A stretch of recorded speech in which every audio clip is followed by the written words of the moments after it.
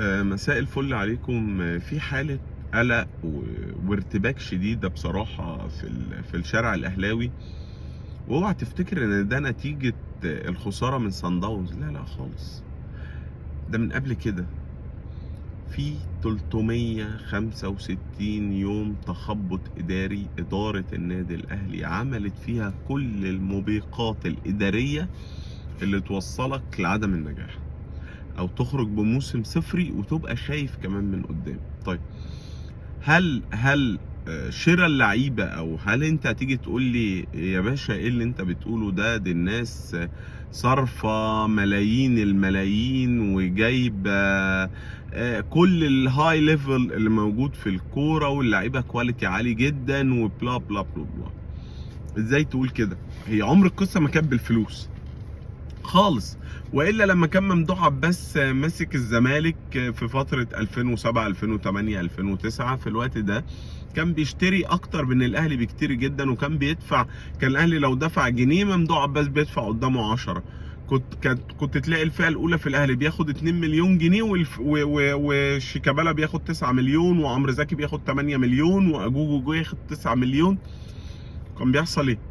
كنا بنكسب وكنا انجح بكتير. النجاح الاداري لا يساوي ضخ مالي. لازم تضخ مالي، انا عارف، بس مش معنى ان انت ضخ مالي كبير ان انت ناجح اداريا. يا فندم حضرتك عملت كل حاجه في الكوره غلط، اخرها مارسيل كولر. على فكره انا مع ان مارسيل كولر كان يمشي، مش بايد استمراره، بس حضرتك واضح ان انت حاطط بلان على اللونج تيرم، على الامد البعيد مع كولر، وانت اللي مأمن نفسك فيها بشرط جزائي كبير جدا. طيب يبقى حضرتك ما كانش ينفع بقى برضو. انا كنت عايز كولر يمشي، بس حضرتك طالما باني البلان على اللونج تيرم دي، لا يا باشا انت كنت خليته. انا بتكلم هنا على قرارات اداريه، مش حاجات صح او غلط. كولر افلس، كولر كان لازم يمشي، بس حضرتك لما تحط قيمة بقية عقد شرط جزائي، يبقى حضرتك عارف ان انت او بتتمنى ان الراجل ده هي يكمل عقده كله. طيب الراجل ده تحول للنسخة اللي انت شايفها دي بفعل فاعل، بفعل حضرتك. خلينا نثبت حاجة عشان محدش يقعد يهاجمني ويقول لي انت كولر وكولر عمل. انا اصلا كولر يمشي ده الصح. انا بتكلم ادارة الاهلي. حضرتك ارتكبت كل الاخطاء اللي تخرج المدير الفني بتاعك عن الملعب وانك توقفه. فاكرين فريرا لما كان ماشي مع الزمالك جامد جدا وراح اتغلب كاس السوبر من الاهلي وكان كسبان 1-0 وكهربا ضيع ضربه جزاء وكان ليدنج، ومرتضى منصور قال انا همشيه ورجع خرج الراجل من الملعب ومشاه. حضرتك مارسيل كولر قعد معاك سنتين، عمل فيهم كل حاجه في الكوره، كل حاجه في الكوره. طب كل حاجه في الكوره يعني طلباته مجابه. طلباته من ناحيه الشكل الهيكلي الاداري ومن ناحيه الطلبات والتدعيمات الفنيه. طيب حضرتك لما لقيته بعد سنتين بقى ماشي ازاي؟ طبعا الكابتن محسن صالح في لجنه التخطيط ليه راي، والكابتن زكريا ناصف وسيادتك وكل الناس اللي ساهمت في ان الراجل ده يخرج بره الملعب. طيب سيد عبد الحفيظ، لا يا باشا مشيه. طب ايه سبب مشي سيد عبد الحفيظ؟ بنجدد دماء. طيب حضرتك اصلا بتحسسني ان انت في الاماكن الاداريه دي عندك كوادر مرعبه. فابو تجديد الدماء ده بعد ما مشي سيد عبد الحفيظ جاب الكابتن خالد بيبو من قطاع الناشئين. انا مش بعيب، انا من عشاق بيبو، بس مش مره واحده تجيبوا مدير كوره. سيد عبد الحفيظ ده تدرجات كبيره جدا في الحته الاداريه، واشتغل مع ناس كتيره جدا وخد خبرات كبيره جدا عشان يوصل يبقى سيد عبد الحفيظ. جبت خالد بيبو، دفنته وظلمته وحطيته مكان سيد عبد الحفيظ. مش هينفع خالد بيبو، لا انا همشيه. ماشي.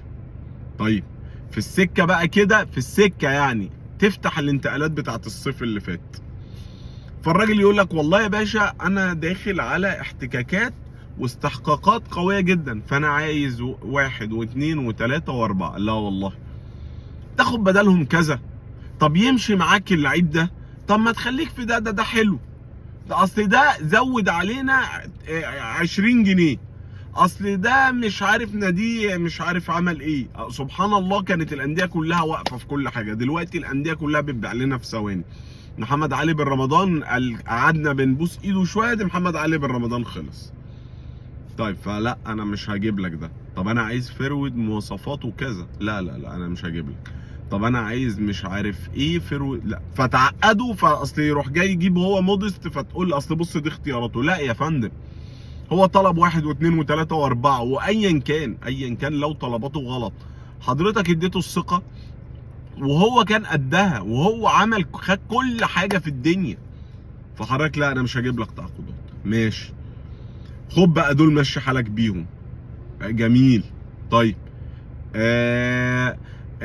سيد عبد الحفيظ شايل لك الجزء الاداري وقافل اوضه اللبس وعامل ومخليك ما بتفكرش غير في الملعب.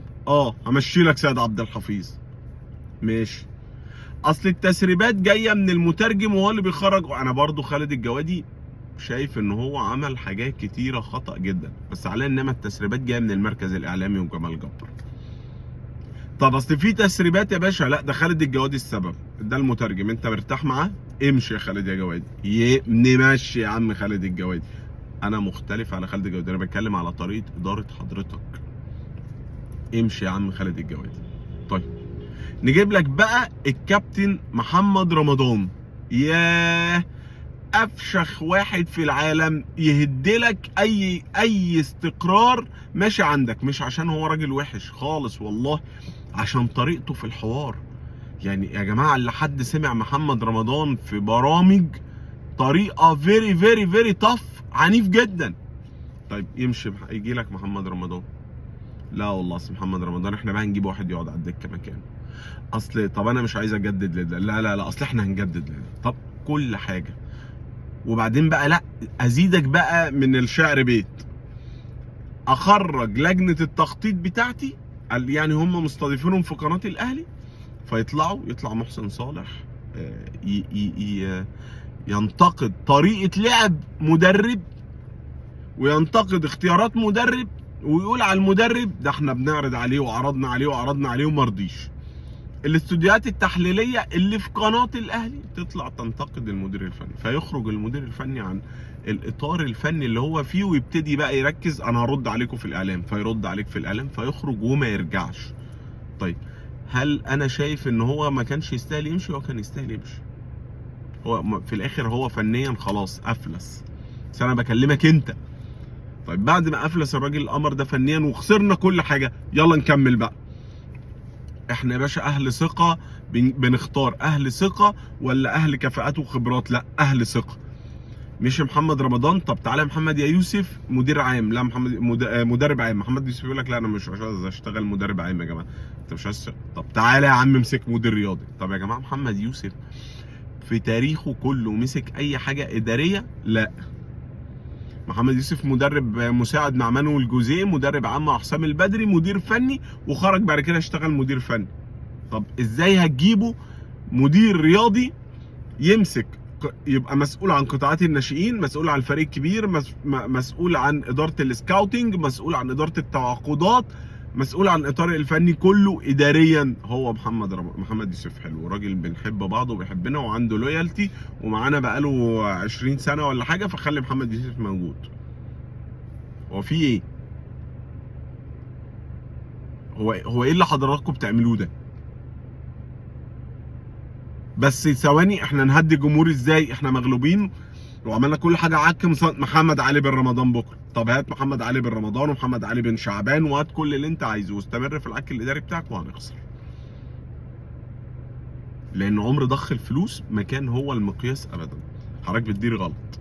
طيب حضرتك هل انا بهاجمك علشان انا بكرهك؟ انا بعشق بعشق بعشق محمود الخطيب، وبعشق التسلسل اللي جاي منه محمود الخطيب، اللي هو صالح سليم، حسن حمدي، محمود الخطيب، هيكمل بمرتجي. هو ده التسلسل اللي انا بحبه وبعشقه. بس لو سمحت والنبي ارجعوا على الطريق الصح تاني، عدلوا مساركم عشان احنا بنعق. سلام عليكم.